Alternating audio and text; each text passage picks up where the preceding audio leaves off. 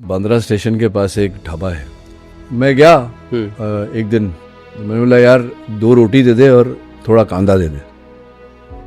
यूँ खत्म हो गए थे पैसे। उसने आके 2 रोटी रखी और काली दाल रखी।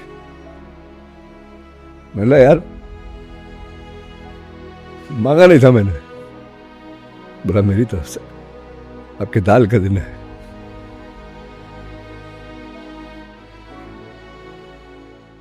पैसे कभी आए ही नहीं।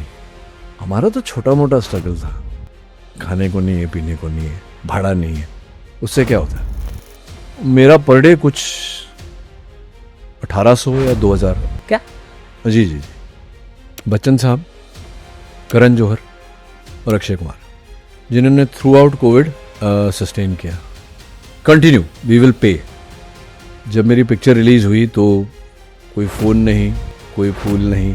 इंडिया ने आपको एक्सेप्ट कर लिया, तो इंडस्ट्री ने आपको एक्सेप्ट नहीं किया। मेरे अल्कोहलिज्म की बात घूम रही थी इंडस्ट्री में, सबको पता था। बहुत जल्दी लोग बोल देते ही इज़ फिनिश्ड। मैं बाप हूँ तो मैं उनसे दोस्ती नहीं करना चाहता, क्योंकि मैं उनको बाप हूँ, मेरे बच्चे हैं। तो बेबो जब हॉस्पिटल से घर वापस गई थी तो उनकी गाड़ी पे थोड़ा सा कुछ अटैक टाइप का हो गया था। ओके, आफ्टर ये सैफ के बाद? हाँ, सैफ जब हॉस्पिटल में था। शौक मुझे इस बात का था कि जब बेबो से मेरी बात हुई और मैं गया, पहले सैफ हॉस्पिटल में था, तो मैंने रेकी किया पूरे घर का। और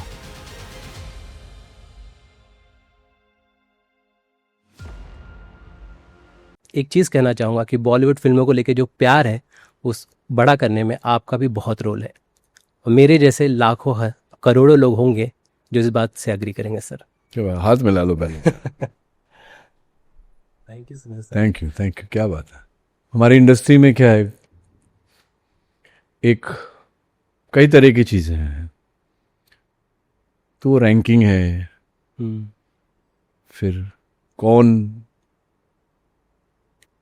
औधे में, मतलब हिट्स में कौन बड़ा है, किसके कितने 1000 करोड़ किसके हुए, उनमें फिर अपनी अलग रेस है। वैसे अलग अलग छोटे छोटे बहुत रेसेस है, राइट। लेकिन एक क्यूमुलेटिव बात जो सिनेमा में है, चाहे वो बॉलीवुड हो, टॉलीवुड हो या ग्लोबल सिनेमा, राइट, जिस पे मैं जीता हूं, वो ये है जो बात आपने अभी कही, बिल्कुल। The magic of cinema. तो ये स्टैंडर्ड है, applies to all sizes, applies to everybody. But ये जो मैजिक ऑफ सिनेमा है, this can not be taken away from any actor. कोई भी एक्टर अपनी ज़िंदगी में, अपने करियर में, वो 1, 2, 4 पीसेज ऑफ वर्क करता है जी। And that is the actor's legacy, that is his immortality. The magic हमेशा नहीं हो पाता, करेक्ट। कोशिश तो हर एक्टर करता है। Every good actor will try to create that magic in every piece of work that he does, but it doesn't work, not always successful. तो कभी कभी हो जाता है। उससे टीम साथ में आती है, यस, राइटर्स, सबका, from the writing table to the editing table to everything, सब एक टीम एफर्ट होता है। तो क्यूमुलेटिवली जब वो आ जाता है तब वो जादू क्रिएट होता है। कभी कभी वक्त ऐसा होता है कि आप कहाँ शूट कर रहे हो, क्या सोच कर गए थे, रीडिंग पे क्या हुआ, और सेट पे कुछ अलग ही हो जाता है। तो that's what you are talking about, and I am very happy कि मैं इस इंडस्ट्री का एक छोटा हिस्सा हूँ और इस जादू का एक छोटा हिस्सा हूँ। कहो ना प्यार से जो क्रेज़ देखा, क्या मैं पूछ सकता हूँ वो क्रेज़ वैसा ही था जब ये आपकी पहली फिल्म आई थी, ऋतिक रोशन की कहो ना प्यार जैसा जो स्टारडम? मैं एक समझना चाहता हूँ, अगर आप एक्सप्लेन कर सके किस तरह से था वो फिल्म आते ही, किस तरह से लोगों में क्रेज़ था वो। उसका एक हिंदी में शब्द है पागलपन। यस। तो पागलपन उतना ही था, वो गाना बजना। और मैं जिस बिल्डिंग में रहता था, वहाँ जब पिक्चर रिलीज हुई उसके बाद जब मैं काम पे जाने के लिए निकलता था सवेरे, तो 10-12 अलग अलग खिड़कियों में से गाने बजते थे जान तेरे नाम के। फिर मुझे बहुत खुशी हो रही है आज ये बताते हुए कि मैंने कहानी सुनी थी जब मैं एक्टर बना, कि राजेश खन्ना साहब जब सुपरस्टार थे तो उनकी मर्सिडीज, वाइट मर्सिडीज होती थी, और मर्सिडीज पर सारी लड़कियां लिपस्टिक से आई लव यू लिखती थी। तो मेरी गाड़ी तो काली थी तो लेकिन एक बार जब मैं आया तो पूरी गाड़ी पे वो टेप मार के सब नोट्स, पूरी गाड़ी पे लव नोट्स लिखे हुए थे सवेरे। तो क्या क्या कहूँ, I feel blessed and fortunate कि है ना, क्योंकि कहो ना प्यार है कि तुरंत बाद मैंने काफ़ी वक्त गुजारा ऋतिक के साथ। वो मेनिया कुछ और ही था। ओके। वो मेनिया, वो कुछ जैसे कहते हैं वो मैजिक, वो मैंने उस समय से पहले कभी देखा नहीं था। ओके। तो मेरे समय पे था जान तेरे नाम का, था क्रेज बोलिए, पागलपन बोलिए, वो था। लेकिन कहो ना प्यार है का जो मैंने वो जो देखा एक वो there was no star, there was no ऐसे ऋतिक एक्टर स्टार नहीं, वो सीधा एक अलग ही, उस फिल्म के बाद ऋतिक ने एक अलग ही अपना एक स्टेटस, वो एक मेगा सुपरस्टार जो भी आप बोलो, यस। तो वो मतलब that was crazy, was crazy. Sir, normally होता ये है कि अगर कोई नया चेहरा आता है और उसकी पहली फिल्म इतनी बड़ी सक्सेस हो जाए तो एक्टर और प्रोड्यूसर, डायरेक्टर्स के लाइनें लगनी शुरू हो जाती हैं। क्या आपके साथ भी ये चीज़ें हुई थी? नहीं, अनफॉर्चुनेटली मेरे साथ नहीं हुआ ऐसा। जब मेरी पिक्चर रिलीज हुई तो मैं एज अ पेइंग गेस्ट रह रहा था कहीं पर, और पिक्चर रिलीज हुई तो जिस दिन रिलीज हुई उस दिन एक बुके आया था। एक बुके आया था? एक बुके आया था ओके। मेरे घर पे। वो भी जिमी साहब जो प्रोड्यूसर थे, ओके। जिमी नरूला, उनका बुके आया था। ओके।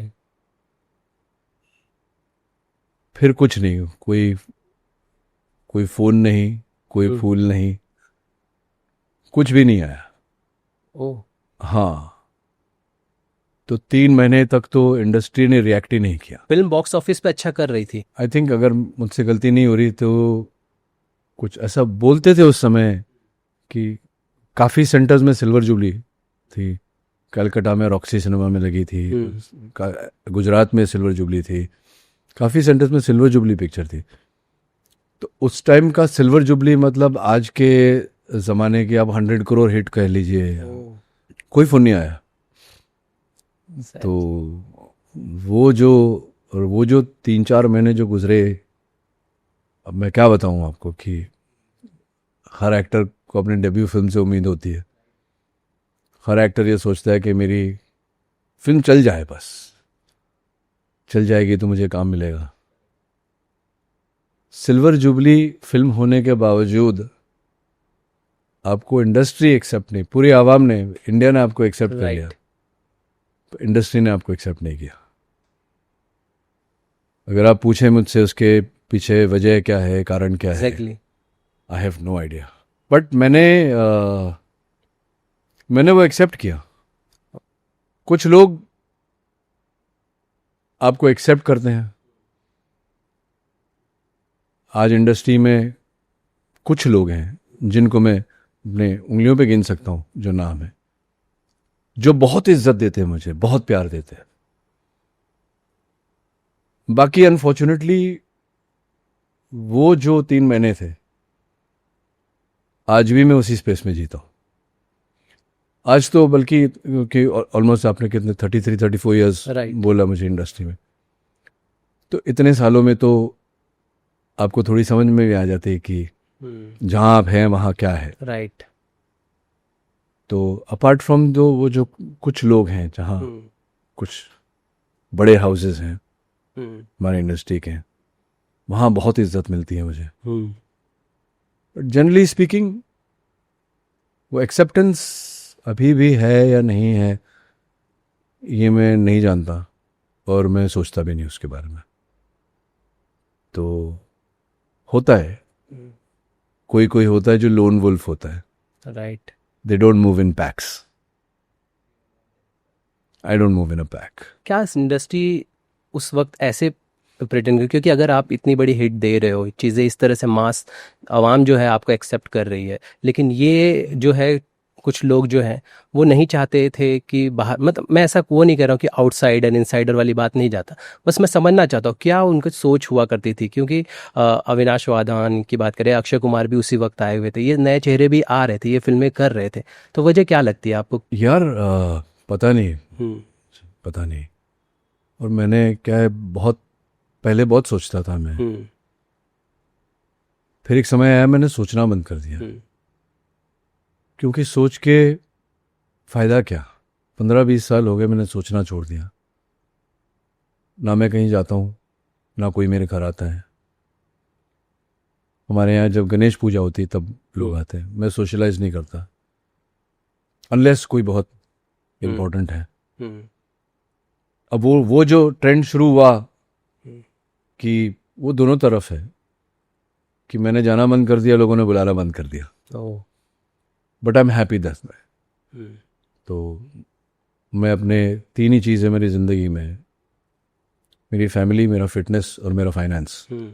इन तीनों के अलावा और कुछ मैं ध्यान ही नहीं देता। हम्म। ये 3 चीज़ें हैं।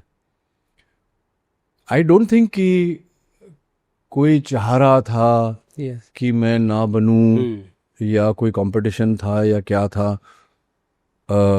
मुझे नहीं लगता कि इतना गहरा कुछ कोई षड्यंत्र रहा होगा उस समय। जब जब मैंने सोचा, मुझे जवाब में यही मिला कि हो सकता है मेरे में कुछ खामी रही है, क्योंकि इंडस्ट्री में तो खामी हो नहीं सकती, राइट। तो मेरे में ही कोई खामी रही होगी। शायद आज भी मैं वैसा ही हूँ। मैं तब भी आउटस्पोकन नहीं, ट्रूथफुल था।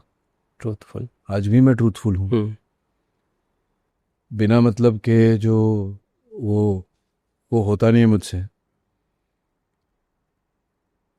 तो षड्यंत्र तो नहीं रहा था, अब क्या था पता नहीं। लेकिन ओवर द इयर्स जहाँ जहाँ मैंने काम किया है, जैसे मैंने कहा, जो 4-5 बड़े, सबसे बड़े राइट। हाउसेस हैं हमारे बॉलीवुड के, वहाँ मुझे बहुत इज्जत मिलती है। Rest don't matter. क्या मतलब सही। बस उतनी सी मेरी दुनिया, उतनी सी है मेरी इंडस्ट्री, उतनी ही है कि इतने बड़े बड़े लोग हैं, और मैं फ़ोन करूं तुरंत उठा लेता है। इससे ज़्यादा और इज्जत क्या चाहिए। Right sir. सर हम थोड़ा उसी दौर की बात करते हैं। फर्स्ट पे याद है आपको इस फिल्म के लिए कितना मिला था आपको? हाँ, 50,000। अच्छा। जी, तो it was a good amount, और उस समय 50,000 बहुत बड़ा अमाउंट था आपके लिए उस वक्त? हाँ हाँ। अच्छा। 50,000 मतलब, ये आप 1991 की बात कर रहे हैं। ओह। 1991 में हमने शूट किया था। फिल्म शुरू की थी। हाँ। तो 50,000 रुपये उस समय सर, ये हालत थी कि एक छोटी सी कहानी बताता हूँ। जी जी बिल्कुल सर। एक बांद्रा स्टेशन के पास एक ढाबा है, ओके। बहुत फेमस ढाबा है। हम्म। तो रोज़ रात को मैं वहीं खाता था, एंड 1 मील अ डे, क्योंकि उतना ही था। अच्छा। काली दाल 2 रोटी, पालक पनीर 2 रोटी, ये ऑल्टरनेट डे में खाता था। ओके। तो एक दिन ऐसा हुआ, अब वो लोगों को आदत हो गई, वो देखते मुझे कि अच्छा मंडे है हाँ। तो काली दाल होगा, हम्म। ट्यूसडे है तो पालक पनीर होगा। राइट। मैं गया हम्म। एक दिन, तो मैंने बोला यार 2 रोटी दे दे और थोड़ा कांदा दे दे। ये खत्म हो गए थे पैसे। ओके।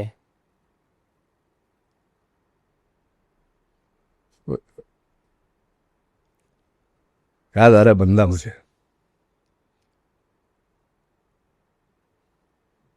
उसने आके 2 रोटी रखी, और काली दाल रखी। मैं बोला यार मांगा नहीं था मैंने। बोला मेरी तरफ से आपके दाल का दिन है। तो सॉरी, वो जो धरती के लोगों से जो प्यार मिला है मुझे अनपैरेलल्ड। तो वहां आपको कोई 50,000 रुपए, आपको 50,000 रुपए मतलब वो पार्ट में आए होंगे। हाँ राइट। हर महीने 4,000 करके आते, लेकिन वो बहुत होते थे उस समय। राइट। सॉरी। बदलाव क्या है, जैसा आपने बताया कि चीज़ें आप मिनिमम पे थी, उसके बाद फिर जब पैसे आए तो आपने सबसे पैसे कभी आए ही नहीं। ओके। पैसे उस जमाने में पैसे आए ही नहीं। जितने भी फिल्में मैंने की वो सब हैंड टू माउथ रहा। मैं जब शूट कर रहा था जानते हैं नाम, एक एक व्यक्ति थे सेट पे जो प्रोडक्शन के साथ जुड़े हुए थे। वो खुद भी प्रोड्यूसर थे, उनके ब्रदर डायरेक्टर थे, तो वो खुद प्रोड्यूसर थे। मुझे याद है हम लोग मड आइलैंड में वो बीबी नायर फार्म जो बंगला है वहाँ शूट कर रहे थे। और पता नहीं क्यों उन्होंने वो, मैं बाहर गार्डन में था, शॉट लग रहा था, वो बैठे थे मेरे बगल में और उन्होंने मेरे को टर्न करके बोला, you know you are going to be one film wonder. अच्छा। तो अभी क्यों उन्होंने मुझे बोला, मैंने कभी उनसे पूछा नहीं कि भाई क्यों बोला था आपने ऐसा। तो आज ये तो तय हो गया कि मैं वन फिल्म वंडर नहीं था। हाँ वो तो थोड़ी है। पर क्यों कोई किसी डेब्यू एक्टर की वैसे भी फटी हुई रहती है। राइट। तो आप एक डेब्यू एक्टर को ऐसा बोलोगे you are going to be one film wonder. अब वो लाइन बैठ गई मेरे दिमाग में। तो 3-4 महीने कोई फोन नहीं आया, तो मुझे लगा कि वो सही है। तो गलती मेरी उस समय क्या हुई कि एक तो पैसे नहीं थे, मैं था मुंबई में अकेला, कोई there was no rich father. Mummy मेरी ट्यूशन पढ़ाती थी। तो जब फोन ही नहीं आया किसी का, इंडस्ट्री मतलब जो फिल्म मेकर्स थे, किसी का फोन नहीं आया, तो जो भी आया फिर, और मेरी संगत में भी जो आपका क्लोज संगत में जो मेकअप मैन और ये जो लोग रहते हैं, राइट, उस टाइम पे बड़े डेंजरस लोग होते थे ये। ओके। हाँ, कि कोई आया है कुछ, ले लो ले लो ले लो ले लो ले लो। अच्छा। तो I was very young at that time, और उस उम्र में नहीं इतने डेवलप्ड, आपके सेंसेस, आपका इंटेलिजेंस इतना डेवलप नहीं होता है। और हमारी फिल्म इंडस्ट्री बहुत खूंखार जगह है। यहाँ आप रहते रहते सीखते हो कि क्या सही है, क्या गलत है, क्या करना चाहिए, क्या नहीं करना चाहिए, क्या बोलना चाहिए, कितना नहीं बोलना चाहिए, कब बोलना चाहिए, कब नहीं बोलना चाहिए, ये सब रहते रहते आप सीखते हो। या तो आप फिल्म फैमिली से हो तो आप देख देख के सीखते हो, आपको बताया जाए। राइट। तो अब आप आ गए हो, कोई एडवाइज़र नहीं है, जो जानते हैं आपको उनमें भी यही धारणा है कि तुम तो एक्टर बन ही नहीं सकते। तो हर तरह से, हर तरफ से आपको डिस्करेजमेंट मिल रही है। और जब आपका डेब्यू फिल्म ऐसे होता है और आपको फ़ोन ना आए, तो आप सोचते हो कि छोड़ो यार, भागते भूत की लंगोट सही है। राइट। तो जो आया ले लो, जो आया ले लो। अब जो आया ले लिया मैंने। और उस समय बहुत सब टैलेंटेड थे, सुदेश बेरी, अविनाश वधावन, इमरान, सिद्धार्थ, शायद सब एक ही पिक्चर में थे ये लोग, डेब्यू उन्होंने किया था। राइट।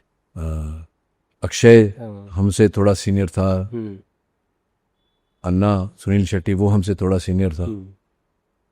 तो ऐसी जगह ही नहीं थी राइट। ऐसे तो, कि उस समय जो आज है वो नहीं था कि 3-4 पिक्चर साल में करेंगे या पहले एक करेंगे, 6 महीना 8 महीने एक पे कंसंट्रेट करेंगे, then we'll move on to the next one, script लिखी जाएगी, रीडिंग्स करेंगे, वर्कशॉप्स करेंगे।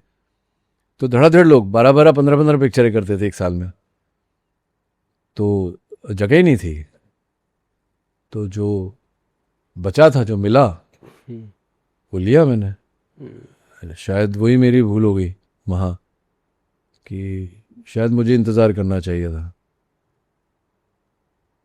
लेकिन बात वही है ना कि आप तो इंतज़ार कर लोगे, Right. भूख कैसे इंतज़ार करेगा?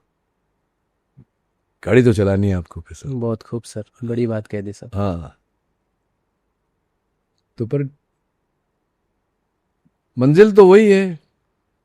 मेरे जैसे लोग थोड़ा घूम घाम के गिर पड़ के आते हैं, पहुँचते हैं, मंजिल तो वही है।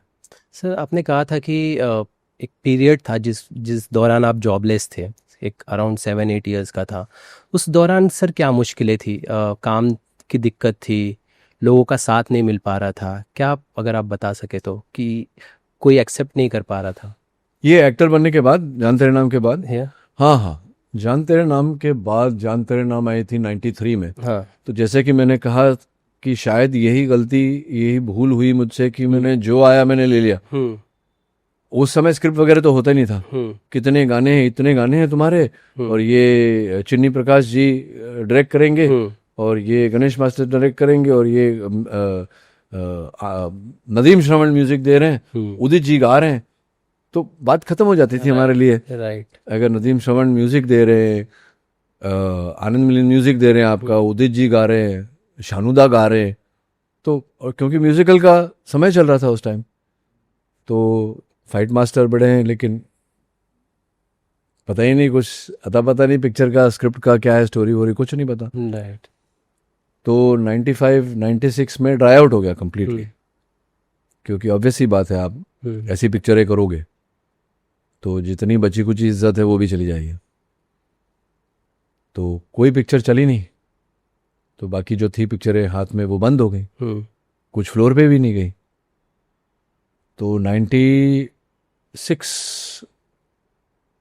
97, 98, 99, 2000 ये टीवी मैंने किया।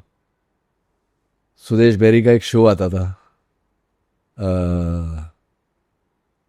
टाइटल याद नहीं है मुझे, एक वर्ड का टाइटल था, सुराग। अच्छा।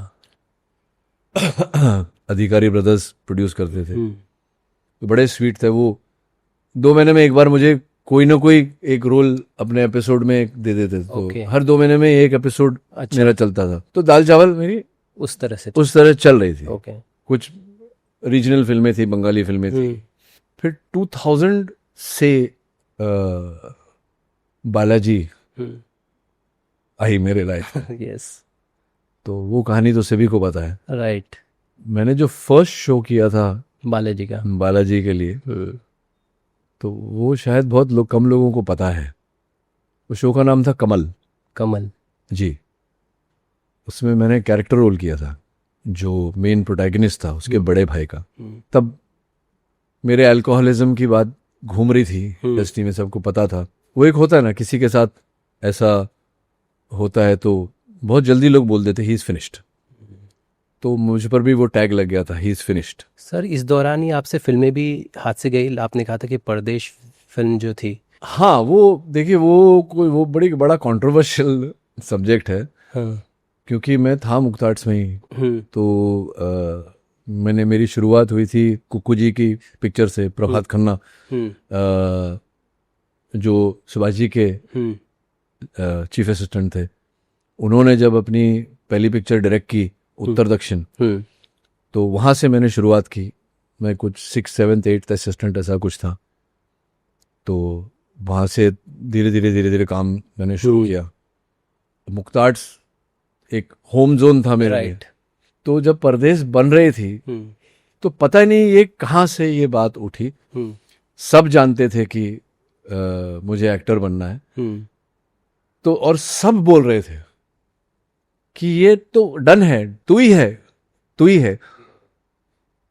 अब फिर उस उम्र में एक वानाबी एक्टर को या जो एक्टर बनना चाहता है उसको आप बोल दो कि तेरा ही रोल है ये, कंफर्म्ड है, कंफर्म्ड है, कंफर्म्ड है, तो मान ही लेगा ना। सुभाष जी ने नहीं बोला था मुझे ऐसा। अच्छा। बाकी बुक तो आर्ट्स में हर कोई बोल रहा था। बाद में जब अनाउंसमेंट आया तो मैंने पूछा था सुभाष जी से, तो उन्होंने कहा कि हाँ, मैंने इनके डैडी को वादा किया था कि मैं लॉन्च करूंगा इसे। तो वहाँ बात खत्म हो जाती है। इनके डैडी को? अपूर्व के डैडी को। अच्छा, अपूर्व। हाँ, okay. Not for Shahrukh. Okay, I was confuse. नहीं, not for Shahrukh, okay, for Apurva. Apurva. हाँ, ओके। कि मैं ऐसा मानता हूँ सर कि जो लिखा हुआ होता है वो लिखा हुआ है, बाकी सब अपने हाथ में है। Right. Discipline, diligence, hard work, ये सब हमारे हाथ में है। लेकिन जो लिखा हुआ है वो लिखा हुआ है। राइट। अपूर्व को कास्ट किया गया क्योंकि वो अपूर्व की किस्मत में लिखा हुआ था। राइट। मुझे जान तेरे नाम मिली क्योंकि जान तेरे नाम मेरी किस्मत में लिखा हुआ था। करेक्ट है सर। तो देखिए, अच्छा ही है हाँ, इन अ वे। राइट। जान तेरे नाम में लॉन्च हो रहे हैं, फिर जो भी जद्दोजहद आप कर रहे हैं, मैंने मेरा अपना पुराना काम मैंने देखा है, रिविजिट किया है। मैं बहुत गंदा एक्टर था सर। बहुत बड़ी हिम्मत चाहिए ये कहने के लिए। हिम्मत नहीं, बात सच है। मैंने अपना काम देखा है। मैं ना तो सीरियस था अपने काम के बारे में। हाँ, जब पहली पिक्चर बन रही थी तब तो था, उसके बाद तो वो बोलते हैं ना, crash like a house of cards, तो वो सब ऐसे तितर बितर हो गया, तो कुछ समझ में ही नहीं आया। राइट। कि वो जो मैं कौन हूँ, वही उसका ही जवाब नहीं मिल रहा था कि ये हुआ क्या क्या कुछ समझ। और कोई इस समय पे आपको एक वो हाथ चाहिए जो आपको ना ऐसे उठाकर आपको पकड़ के रखे, एक गाइड हो, एक मेंटोर ना भी हो, एक गाइड हो। राइट। जो आपको बताए कि आप क्या भूल कर रहे हो। वो चीज़ मिसिंग हो गई आपके साथ। हाँ, नकारने वाले तो दुनिया नकारती है आपको, वो चलता है कि उनका काम है नकारना, वो तो आपको नकारेंगे। वो नकारने वालों के बीच में एक बंदा होता है जो बोलता, जो आके खड़ा रहता है आपके साथ में, और जो आपको आईना भी दिखाता है और फिर रास्ता भी दिखाता है। ये बहुत जरूरी है ना। राइट। आप में गलत क्या है वो तो मैं बोल सकता हूँ आपको। हाँ, कि आप में ये खामियां तो हर कोई निकाल। राइट। लेकिन उसका उपाय क्या है, उसका सोल्यूशन क्या है, वही नहीं। वो रास्ता कहाँ, तो सिर्फ वो बंदा जो पॉइंट आउट कर देगी वो है रास्ता। वहां उस रास्ते पे तुमको चलना है, या ये बंदा है इसको फॉलो करो, ये आदतें डालो। राइट। वो नहीं मिला मुझे यार। बट सर, जो भी मिला बहुत अच्छा मिला। जय माता दी। जय माता दी। सर, 2000 के बाद आपकी जर्नी चेंज होती है जी। 2000 के बाद एक और किसी की जर्नी चेंज होती है, मिस्टर अमिताभ बच्चन। आप बर्थडे शेयर करते हैं जी। उनके, उससे पहले उनका भी स्ट्रगल था, आप भी एक स्ट्रगल फेज में थे जी। केबीसी आता है और आप यहाँ पर टीवी पर आप भी आते हैं, और दोनों की जो जर्नी है उसके बाद कहने की ज़रूरत नहीं है सर। और आपको टीवी का अमिताभ कहा जाने लगता है। देखिए, ये तो एक तो ये तुलना है ही नहीं, कोई तुलना कभी हो ही नहीं सकती। लेकिन ये मैंने सोचा नहीं था ऐसा। आपकी बात सही है, मैंने कभी सोचा नहीं था ऐसा। पर मैं एक बात जानता हूँ, कुछ छोटी छोटी बातें उनसे मैं बैठा हूँ, उनके साथ बातें हुई हैं, और मेरे मन में कोई डाउट नहीं है कि उनका जो स्ट्रगल रहा वो मेरे से कहीं ज्यादा, उनका जो संघर्ष उन्होंने किया है, राइट, वो बहुत कठोर था। हमारा तो छोटा मोटा स्ट्रगल था, खाने को नहीं है, पीने को नहीं है, भाड़ा नहीं है, उससे क्या होता है, वो तो सुलझ जाता है। पर उनके जो संघर्ष थे, वो मतलब उनमें से निकल के आके लड़ के जीत के और फिर वापस आना, मतलब राइट। क्या बात है। तो मेरे लिए तो बहुत गर्व की बात है। पता नहीं मुझे क्यों लोगों ने ये पदवी दी, लेकिन obviously I am very proud to be called the Amitabh Bachchan of television. और एक ना ये मेरी जिंदगी चेंज हो गई उसकी वजह से, क्योंकि हाँ टीवी शुरू हो गया था। राइट। तो उस समय भी इनिशियली तो पैसे थे ही नहीं, वो छोटी मोटी कमाई में ही चल रहा था, मतलब महीना निकल जाता था। हाँ। उतना कंफर्टेबल हो गए थे, तो पेट्रोल वगैरह ये सोचना नहीं पड़ता था कि बॉम्बे, अगर साउथ बॉम्बे तक जाना है तो कोई बात नहीं है, पेट्रोल चलेगा, गाड़ी चल रही थी। गाड़ी चल रही है। राइट। तो पर ये जब आई थिंक मेरे टीवी पे आते कुछ सालों में ही ये आने लगा, एबी ऑफ टीवी, इसकी वजह से मेरी जिंदगी चेंज हो गई। कि एक दिन मेरी वाइफ नीलम और मैं जा रहे थे और गाड़ी में और हम लोग बात करते जा रहे थे, तो ऐसी हुआ कि अभी जिंदगी के लोग आपको बोल रहे हैं अमिताभ बच्चन ऑफ टेलीविजन, तो अब उसका प्रेशर, उसका पॉजिटिव प्रेशर ये होता है कि आप अपनी आदतें फटाफट बदलो, इमेज, कि आप उनको फॉलो करो और आपसे कोई ऐसी भूल ना हो जाए, कोई ऐसी गलती ना हो जाए राइट, जो उन पे रिफ्लेक्ट करे। नहीं तो क्या क्या होगा, Amitabh Bachchan of television found in this, या आप समझ रहे हो वो जो वो हेडलाइंस आती है। हाँ, तो आप कोई ऐसा काम नहीं करो जिनकी वजह से उनका नाम खराब। राइट। तो एक्चुअली टर्निंग पॉइंट जो मेरी आदतें जो बदली है आफ्टर वो उसकी वजह से, तो उसका श्रेय उनको जाता है। ओके सर, आदतें बताइए सर, कुछ क्या आदतों में इम्प्रूवमेंट आया, क्या आपने चीजें चेंज की? सर मैं जो एक जवान लड़का करता है मैंने सब कुछ किया है, मतलब ड्रग्स वगैरह छोड़ के, हाँ, ड्रग्स वगैरह छोड़ के। ये तो नॉर्मल हो। मैं शराब पीता था, ये आम जानकारी है, राइट। आज नहीं पीता हूँ। बाकी जितनी भी, मतलब जो भी बुरी आदत है एक यंग इंसान में होती है, फिर से कहूँगा ड्रग्स को छोड़ के, ड्रग्स कभी नहीं किया मैंने।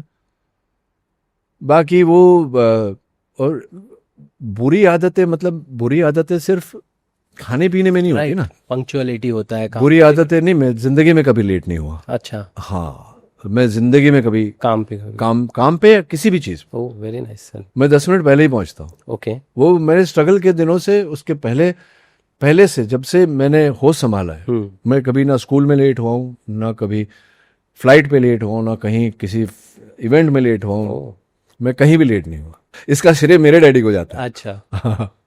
तो मेरे डैडी मम्मी को, I was brought up in that way कि भैया तुम लेट नहीं हो सकते, लेट होना नॉट गुड। तो मैं आज भी लेट नहीं होता। नाइस। तो बाकी जो बुरी आदतें, तो एक तो जैसे शराब शुरू होना, रात को नहीं सोना, पार्टी करना। आप पार्टी करके शूटिंग पे जाओगे तो आप कैसे परफॉर्म करोगे, तो कैसे आपकी पिक्चर चलेगी, कैसे आपको समझ में आएगा कुछ? स्क्रीन पे दिख जाता है सर, स्क्रीन पे सब दिख जाता है। आप चोरी कर रहे हो, अपने ही काम में आप चोरी कर रहे हो, तो वो तो चोरी कभी ना कभी तो पकड़ी जाएगी। और बीज बोया बबूल का तो आम कहाँ से हुए, राइट है, तो वो होता है।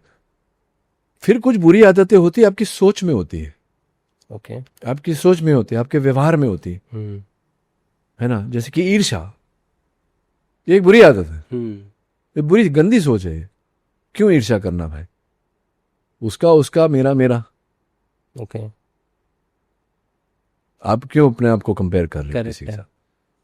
तो ये सारे जो बदलाव है, ये तब से आए जब से मुझे उनके नाम से नवाजा गया कि भाई बड़ा आदमी कैसा होता है, बड़ा आदमी उनके जैसा होता है।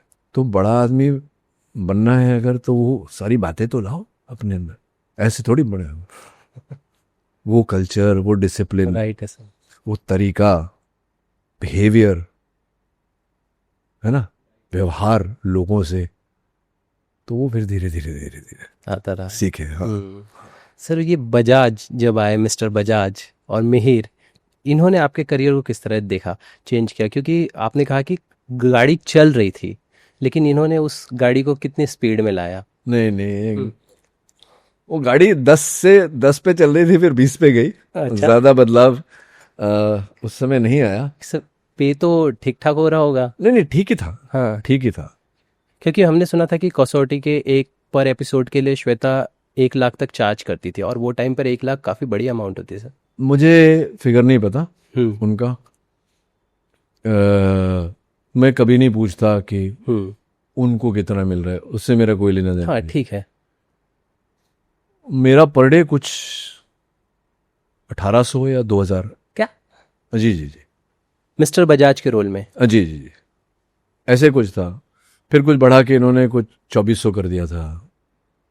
तो मेरा कैलकुलेशन उस समय ये था कि अगर ये लोग कह रहे हैं कि मैं 20 दिन शूटिंग करूंगा इनके साथ, तो 2000 रुपये अगर मुझे दिन के मिलते हैं तो 20 दिन में कितने हो गए? तो मैंने कहा महीने का खर्चा निकल जाता है। और उस टाइम मोबाइल का बिल था, कितना रेट था? 16 रुपये 25 पैसा पर मिनट। राइट। आप समझ रहे हैं? हाँ। बहुत बड़े और भी नए नए खर्चे आ गए थे। फिर जब कसौटी शुरू हुआ तो कसौटी का भी सेम पेमेंट था, पर वो पेमेंट डबल हो गया। दोनों साइड से आ रहे थे। आप समझ रहे हैं? क्योंकि अब उन पे था कि कैसे आप जो 20-22 दिन शूटिंग हो रही है, तो 20-22 दिन मतलब 44 दिन के महीने में वो आपको निकालना है। वो आपका प्रॉब्लम है, मैं तो आ जाऊंगा। हाँ।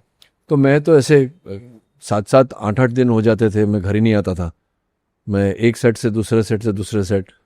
तो नीलम आती थी, 3 डब्बे आते थे, मेरा ब्रेकफास्ट और लंच और डिनर।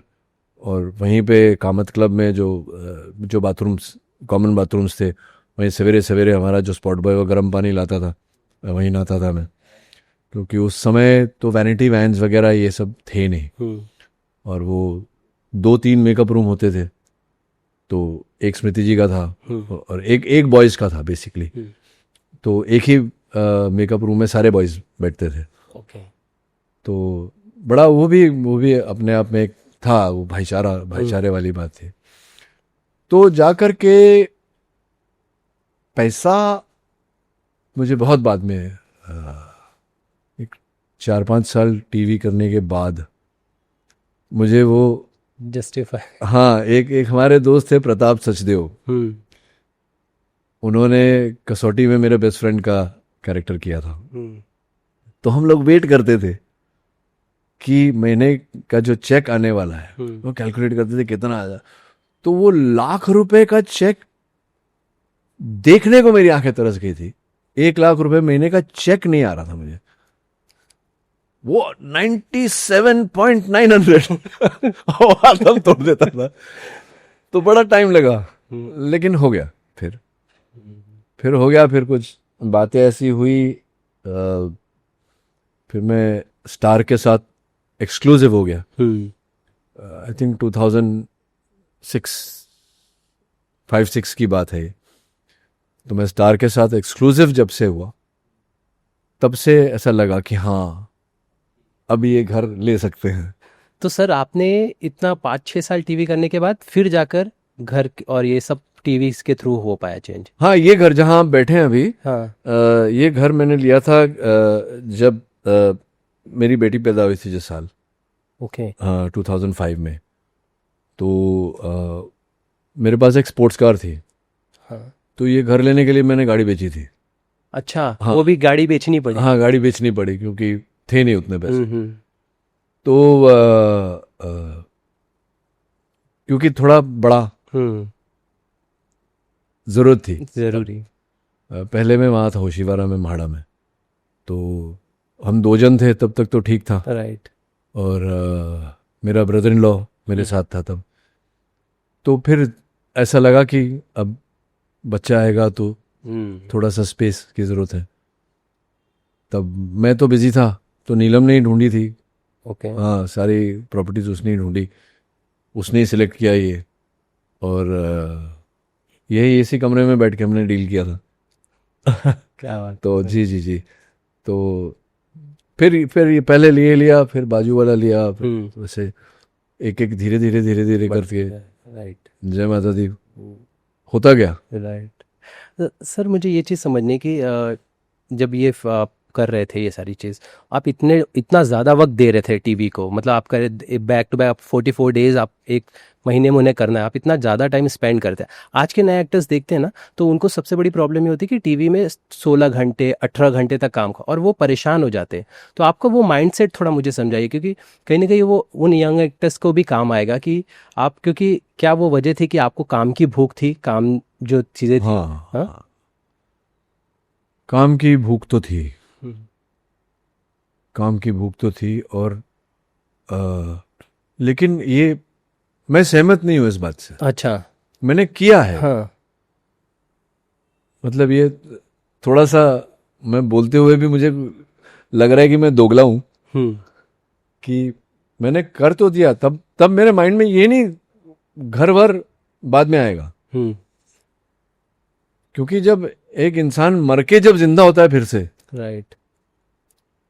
तब वो जो आपने सुना होगा ना कि दूध का जला छाछ भी फूक फूक के पी, राइट। तो ये वो वाली बात होती है कि जब सेकंड लाइफ आपको दिख रही है सामने। हम्म। और टीवी का उस समय क्या था कि ऐसा नहीं था कि ये पिक्चर बनेगी फिर लगेगी फिर 1.5 साल बाद पता चलेगा कि रिजल्ट क्या है। टीवी वॉज तुरंत रिजल्ट, कि बजाज जिस दिन बजाज एयर पे आया, हम्म। दूसरे हफ्ते में मुझे बुलाया गया कि सॉरी, ये तो पहले तो 3 महीने का रोल था, तो दूसरे हफ्ते में बुलाया गया मुझे हम्म। बालाजी में कि आपका भी वो एक्सटेंड करना है, हमको ईयरली हाँ। करना है, 200 रुपये बढ़ाएंगे। ओके। तो समझ में आ गई थी बात। हम्म। और आप निकलो यहाँ, बिल्डिंग से निकलो तो लोग चिल्ला रहे बजाज बजाज बजाज, हम्म। तो वो समझ में आ जाती बात आपको हाँ। कि क्या हो रहा है, हो रहा है। रिएक्शन क्या है यस। ऑडियंस का। तो आप स्टूडियोज वगैरह में जा रहे हो, लोग बात कर रहे हैं, हम्म। चैनल वाले आपको बोल रहे हैं कि ये रिएक्शन है। हम्म। ईमेल्स वगैरह उस समय लोग लिखते थे चैनल को, राइट। तो रिव्यूज आते थे, तो तुरंत पता चल जाता था कि क्या है। तो वो जब आपको पता है कि अभी ये आप सक्सेस की दहलीज पे खड़े हो, करेक्ट। फिर भी इतने घंटे और उतने घंटे, ये तो फिर तो झोंक देना है ना खुद को। अब टीवी का क्या है, ये मैं नहीं मानता, ये सिस्टम करेक्ट नहीं है। क्योंकि मैं इसलिए नहीं बोल रहा कि एक एक्टर की फैमिली लाइफ भी होती है, वो होती होगी, फिर घर में बच्चे भी हैं, होंगे, एक्टर का काम है काम करना, लेकिन एक काम की अपनी एक डिसेंसी होती है। आप 16 घंटे एक एक्टर से काम करवाओगे तो वो कब अपने फिटनेस पे काम करेगा, वो सीन कब पढ़ेगा, वो सोचेगा कब। थोड़ा सा ये विवाद और भी सेक्टर्स में चला है राइट। कि इतने घंटे उतने घंटे, घंटों के बारे में राइट। वर्किंग विवाद आवर्स को लेके काफी चल रहा है। हाँ, चूंकि टीवी एक डेली मीडियम है, तो ये थोड़ा सा ये सर्किट जो है ना, ये सर्किट सिस्टमैटिक नहीं है कि आप वेट कर रहे हो कि ये जो हमने ट्रैक लिखा है इसका, ये अब अचानक वो चेंज हो गया, आपके पास एपिसोड्स नहीं है। राइट। तो वो जो देख के पांव रखने वाली जो बात है, करेक्ट। वो कहीं ना कहीं लैक ऑफ कॉन्फिडेंस भी है, कहीं ना कहीं वो उनका बैरोमीटर है, दैट्स द बिजनेस। राइट। तो अगर बिजनेस ही आपका वैसा है तो आप क्या ही कर लोगे, तो आप हमेशा कट टू कट चल रहे हो। करेक्ट है ना। बट कहीं ना कहीं मुझे ऐसा लगता है कि वो 16-18 घंटे भी बुरा है, और आप बोलो मैं 4 ही घंटे काम करूँगा, तो वो भी डजंट मेक सेंस। एक थोड़ा सा फॉरवर्ड प्लानिंग करके आप करें, है ना। राइट। तो थोड़ा सा एक्टर्स को, और बहुत सारी चीज़ें ऐसी हैं। हाँ, उसमें पेमेंट का भी इश्यूज आता है कि 3 महीने बाद मिलनी है, और वो सारी दिक्कतें आर्टिस्ट को झेलनी पड़ती है। हाँ, वो सबसे बड़ी चीज़ हाँ, हो जाती है। मैं नहीं मानता इस बात को यार। मैंने ना कभी काम किया है इस बेसिस पे, ना कभी करूँगा। राइट। मेरा सीधा मानना है कि आपके पास पैसे नहीं है, अब मत बनाओ। मत बनाओ। मैं भी घर पे बैठता हूँ, हम्म, 90 डेज कैसे बच्चे को दूध पिलाएगा वो? मतलब 3 महीने, आपकी जिंदगी के 3 महीने चले गए, आपको ढेला नहीं मिला। राइट।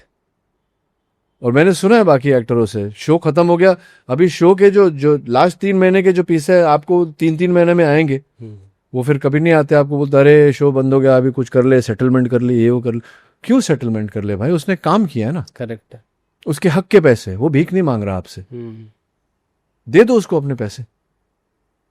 और ये तो चलो लीड एक्टर्स की बात है, बाकी जो लोग हैं राइट, जो दिहाड़ी पे काम करते हैं, उनके लिए तो सबसे बड़ी जो महीने में 7-8 अलग अलग प्रोडक्शन हाउसेज में काम कर, आप उनके बारे में सोचिए। 90 days and for the producer, आपके जू में बड़े बड़े बंगले हैं, 2,000 रुपया उसका पेमेंट है। मैं प्रोड्यूसर होता तो मैं शाम को उसको पर्ची काट के देता, ले भाई तो आज 2 ही दिन के लिए आया ना, तो 2 दिन बाद अपने पैसे ले घर जा। केडी पाठक के बारे में बताइए सर। हाँ, ये कहाँ से है? मतलब आप, अगर हम देखें आज भी, मतलब अगर किसी भी चीज़ को समझना है या किसी भी जज्बे को देखते हैं ना, कि ये लॉस की बात हो या इसके, जो आपने जिस तरह से वो पूरा प्रेजेंट किया, एक कोर्ट रूम को लाकर टीवी पे रख दिया आपने, और इतने एंटरटेनिंग वे से कि अगर हम देखना शुरू करें तो एंड तक हट नहीं पाते थे। वो केडी पाठक कैसे बना आपकी लाइफ में, कैसे आया, क्या माइंडसेट था उस दौरान? वो शुरुआत में तो बहुत ही, मतलब मैं खुद ही नहीं समझ पाया। और अभिमन्यु सिंह और सोनी, जो वो बात उठी, मिलने यार कौन देखेगा लीगल शो, अच्छा, किसको समझ में आएगा अच्छा, कि ये कन्विंस नहीं थे आप? वकील ने उस टाइम जो था, अच्छा। जैसा कि ऑलमोस्ट 40%, 40-45% जो एपिसोड था वो कोर्ट में था। राइट। तो मैंने बोला 45, तो जब डबल एपिसोडर आता था कि Friday Saturday, Saturday Sunday same कहानी है, पर 2 दिन ओवर 2 डेज है, तब आप सोचिए ना, ऑलमोस्ट 49 मिनट्स का कोर्ट। तो मेरा फर्स्ट मुद्दा यही था कि 49 मिनट्स कोर्ट कौन देखेगा? कि 49 मिनट्स तक ये एक्टर बोले जा रहा है, कुछ हो नहीं रहा है। तो बोले चलो पहले तो इससे अटैक करते हैं, फिर बाकी जो पोर्शंस थे उन्हें अटैक किया हमने, कि इस कैरेक्टर को ऐसा कैसे बनाए कि ये जो भी करेगा लोग देखेंगे।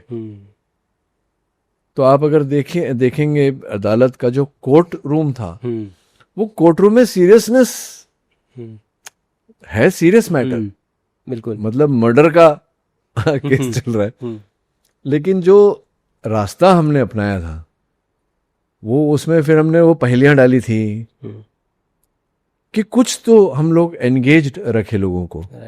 फिर भाषा हमने चेंज की थी, ह्यूमर डाला था हमने, तो हमेशा लिख के नहीं आता था।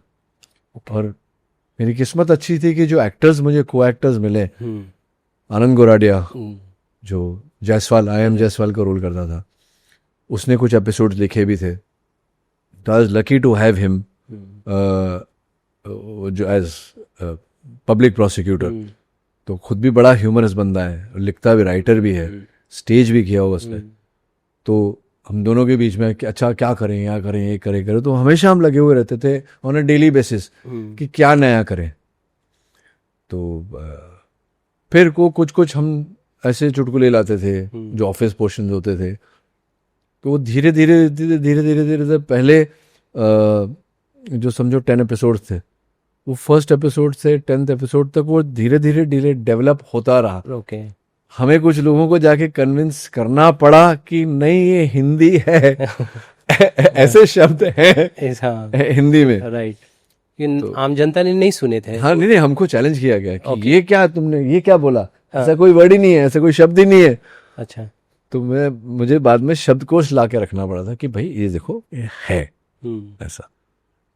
तो फिर तो ऑफ कोर्स वो बहुत पॉपुलर हो गया। बहुत मदर्स ने कहा कि बिकॉज ऑफ केडी पाठक बच्चे हिंदी सीख रहे हैं। तो अच्छा 4-5 साल की अच्छी वो राइड रही है। है ना हाँ सर। उसका इम्पैक्ट भी था कि प्रोड्यूसर्स के अंदर कॉन्फिडेंस मुझे लगता आया होगा, क्योंकि जॉली एलएलबी हो गई या क्रिमिनल जस्टिस जैसी वेब सीरीज अब पूरे कोर्ट ड्रामा के अराउंड बन रही है, कि जो जॉली एलएलबी ने भी वही इम्पैक्ट आया, उसके अंदर भी वो सारी चीज़ें लोगों ने इंजॉय कर रहे हैं, उस फॉर्मेट को समझा लोगों ने। Correct right. तो करेक्ट। वो सारी चीज़ मुझे लगता है कि असर आया केडी पाठक का। हाँ असर आया। सर ये बताइए कि कभी माधव मिश्रा और केडी पाठक आप आ सकते हैं? Madhav Mishra criminal justice, Pankaj Tripathi. हाँ हाँ पंकज तो बहुत ही उम्दा एक्टर है, बहुत ही कमाल का एक्टर है। अब केडी, ये बहुत अच्छे सजेशन है आपके, केडी पाठक और माधव मिश्रा। दुनिया तो सेम ही है और ज़माना ऐसा है कि कुछ कह नहीं सकते, कुछ भी हो सकता है। पर ये है कि शायद चैनल अलग अलग है तो उनके बीच में कंपटीशन हो। तुम्हारे पास माधव मिश्रा है तो हमारे पास केडी पाठक है। फिलहाल तो माधव मिश्रा जी चल रहे हैं, केडी पाठक जी अभी गुम हुए हैं कहीं। लेकिन कुछ पिछले दिनों से कुछ चर्चा उठी है कि केडी पाठक वापस आ रहे हैं। तो मैंने कहा लोगों से भी सोशल मीडिया पे, अच्छा आ रहे होंगे तो मुझे भी बता देना। अच्छा बता देना। लेकिन हाँ बात कुछ ऐसे, वो जो उड़ती उड़ती बात कहते हैं ना हम, तो कुछ उड़ती उड़ती बात हुई थी। तो मेरा ऐसा मानना है कि वो 2010 से 2015 तक हमने शो चलाया। अब हम हैं 2025 में, वापस मैं 2015 में नहीं जाना चाहता कि अब जो ऑडियंस जुड़ी है, जैसे मेरा बेटा अभी गया आप लोगों ने, तो ये जो ऑडियंस है इनके लिए हमें 2025 वाली बात करनी पड़ेगी। तो आई थिंक ये फिगर आउट अगर हो गया, हो जाएगा, क्योंकि सक्सेस तो हर किसी को प्यारा होता है। Right. Let's see, fingers crossed. मतलब कोई ऐसी आपके तरफ कोई आई आपको कोई ऐसी इन्फॉर्मेशन नहीं है किसी भी तरह की? नहीं, जैसे मैंने कहा उड़ती उड़ती बातें हुई हैं। अच्छा। हाँ कुछ आइडियाज हैं, तो जैसे कहते हैं ना आइडिएशन स्टेज पे है, लेकिन कल्मिनेशन से बहुत दूर है। अच्छा। तो ऐसे इमीडिएट कुछ नहीं कहा, कोई बात नहीं है, तो होने के चांसेस हैं, नहीं होने, लेट्स से 50-50। सर अभी आपने अपने बेटे का जिक्र किया जो अभी गए, और उनके लिए आपका प्यार मुझे दिखा। हम कैमरे पे तो नहीं डाल सकते वो, बट वो प्यार देखने के बाद और मैं उस उड़ान के उस पिताजी को देखो, हाँ कितना चेंज, मतलब पूरा अपोजिट।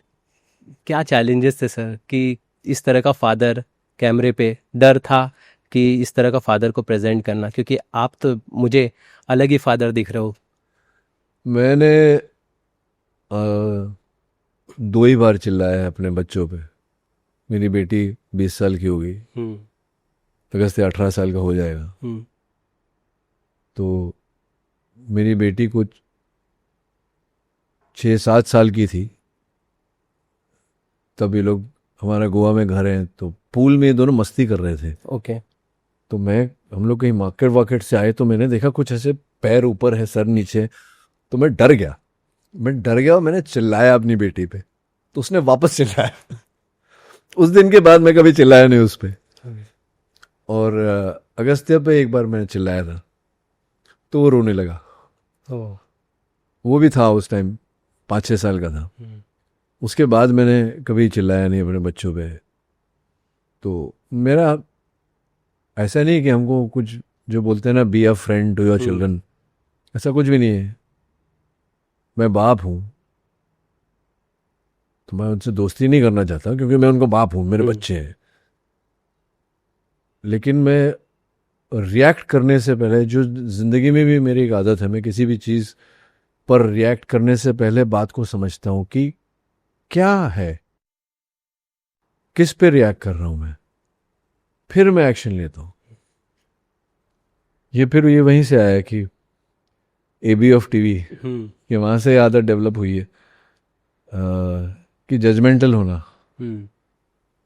कि आपका इमीडिएट रिएक्शन होता है कंडेम करना, या खोट निकालना या, तो उसका दूसरा पहलू ये है सोल्यूशन निकालना, सॉल्व करना प्रॉब्लम। कि कोई अगर कुछ कर रहा है या कुछ बोल रहा है तो उस मैटर पे आप जजमेंटल होकर के रिएक्ट कर रहे हो, या उस बात को आप समझ रहे हो कि वो बात वो कहाँ से आ रही है, उसका सोर्स क्या है। उस सोर्स को समझ के अब उस सोर्स को आप करेक्ट करोगे तो बात अपने आप खत्म हो जाएगी।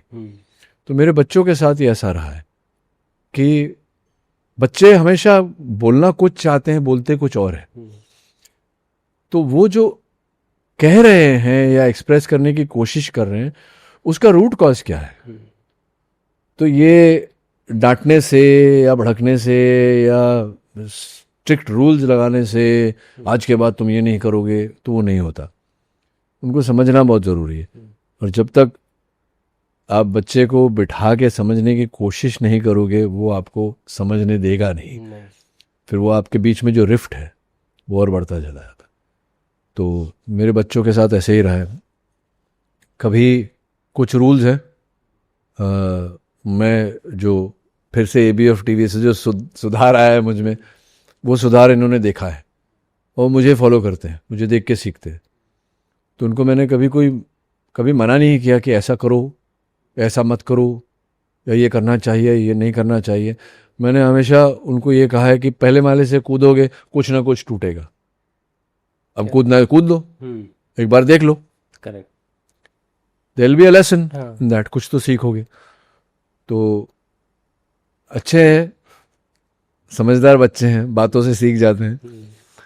तो बाकी माता जी की कृपा रही है, ब्लेस्ड, दोनों इंटेलिजेंट बच्चे हैं।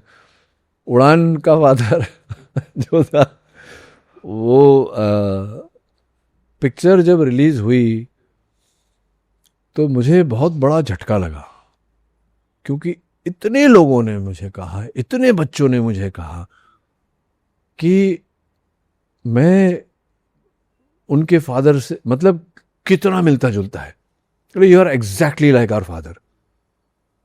और इतने सारे लड़कों ने कहा, इतने सारे बच्चों ने कहा, जो लोग अपने 30s में 40s में थे, उन लोगों ने मुझे कहा कि उड़ान देखकर मुझे हमारे फादर की याद आ गई, he was exactly the same. तो इस उड़ान बनने के बाद में और ये सब बातें जब मुझे सुनने मिली, तब मैंने बाप पे बड़ा रिसर्च किया कि बाप होता क्या है। ओके, बाप, अब मैं क्या ही बोलूं बाप के बारे में। द फादर एक्सप्लेन नहीं किया जा सकता यार, कि वो है, वो शायद मैं एक्सप्रेस नहीं कर पा रहा हूं, वैसे हर बाप ना एक्सप्रेस नहीं कर पाता। माँ बोल देती है, बाप बोल नहीं पाता। शायद सर हमारा कल्चर ही ऐसा है कि फादर थोड़ा अपने आप को स्ट्रांग दिखाते हैं, बच्चों की नज़र में वो सारी, कोई चारा नहीं है ना। हाँ, आपके पास और कोई ऑप्शन नहीं है, बाप के पास और कोई ऑप्शन नहीं है, उसको खड़े रहना ही पड़ेगा, खड़े रहने। हाँ। सही है। वो जानता है ना कि उसकी नैया में कितने छेद है, वो ही जानता है, और उसके पास और कोई चारा नहीं होता।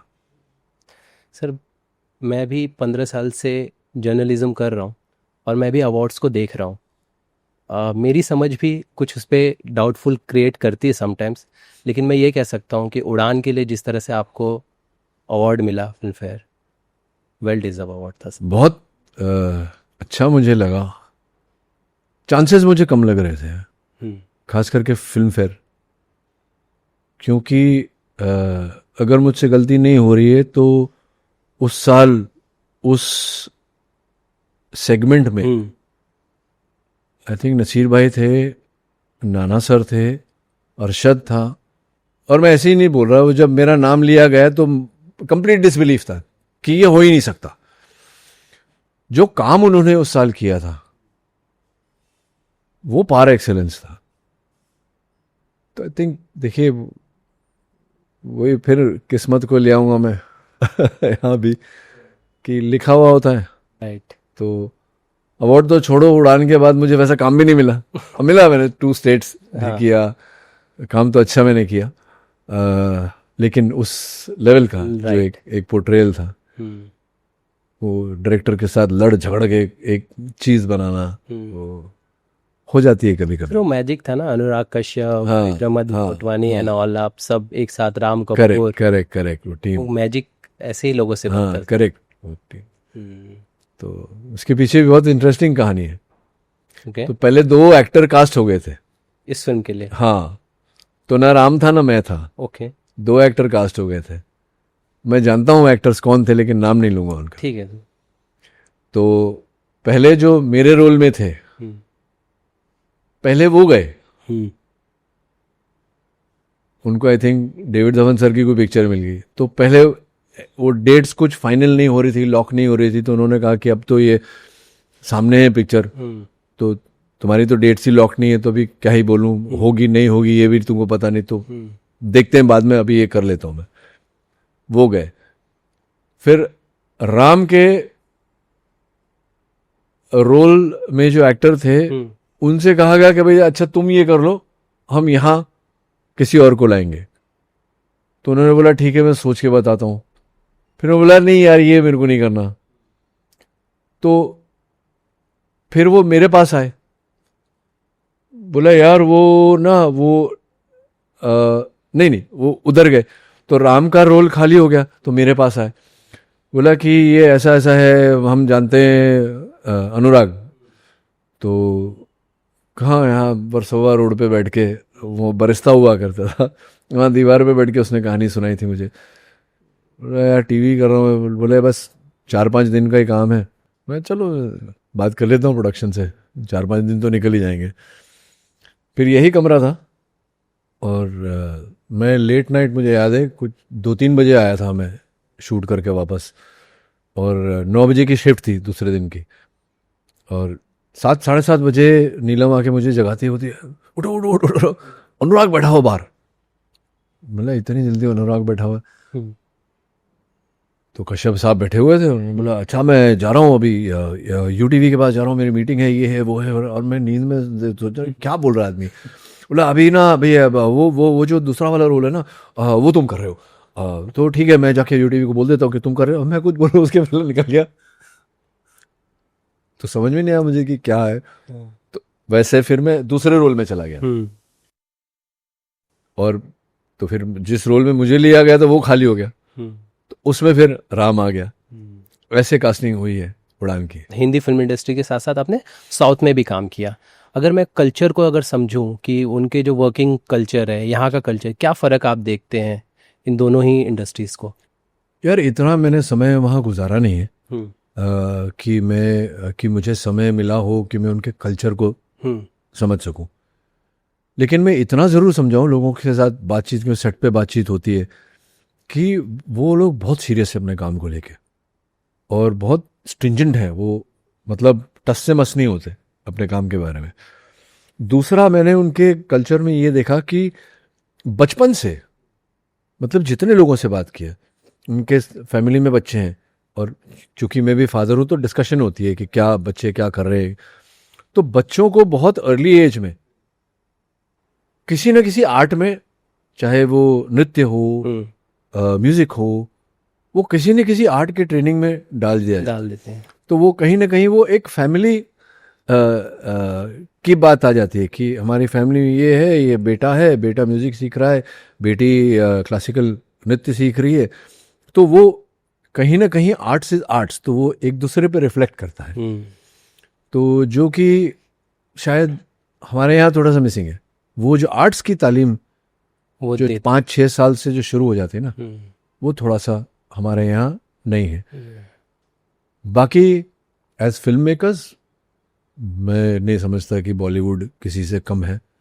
हाँ आजकल बहुत लोग कहते हैं कि साउथ की फिल्में चल रही हैं, तो ये दौर है, दौर आते हैं जाते हैं। बॉलीवुड में कोई किसी भी चीज़ की कमी नहीं है, टैलेंट की कमी नहीं है, बिल्कुल, विजन की कमी नहीं है, हम वही लोग हैं ना जिन्होंने सही। इतनी पीढ़ियों से हम फिल्में बनाते हैं, तो कोई कमी नहीं है, कोई ऐसा कोई मेजर फर्क नहीं है। कुछ है अभी उनका, फिलहाल उनका कंटेंट इंटरेस्टिंग लग रहा है लोगों को, तो हमारा कंटेंट भी बुरा नहीं है। राइट सर, आपकी ये वर्किंग हो गया, मैं आपके प्रोफेशनल दूसरे पार्ट पर जाना चाहता हूँ कि जहाँ पर आपकी एजेंसी है, वो माइंड में कब आया आपको कि मुझे ये एजेंसी स्टार्ट करनी है, और कब स्टार्ट हुआ वो पूरा बिजनेस आपका, अगर आप बता पाए। मैं बताया ना आपको कि 96 के बाद, हम्म। तो 96 के बाद कुछ ऐसा हो गया था कि मैं भाड़े के घर में रहता था, तो फर्स्ट फ्लोर पे था, तो मैं बाहर ताला लगाता था और पीछे से बालकनी से चढ़ के आता था। अच्छा। भाड़ा क्यों सर? वो 1-2 महीना डिले हो जाता था, आते नहीं थे पैसे। अच्छा। फिर श्री अधिकारी ब्रदर्स बुला लेता था एक एपिसोड के लिए, तो 2 महीने का भाड़ा में एक साथ दे देता था। तो ऐसा चलता था कि there was no regular work.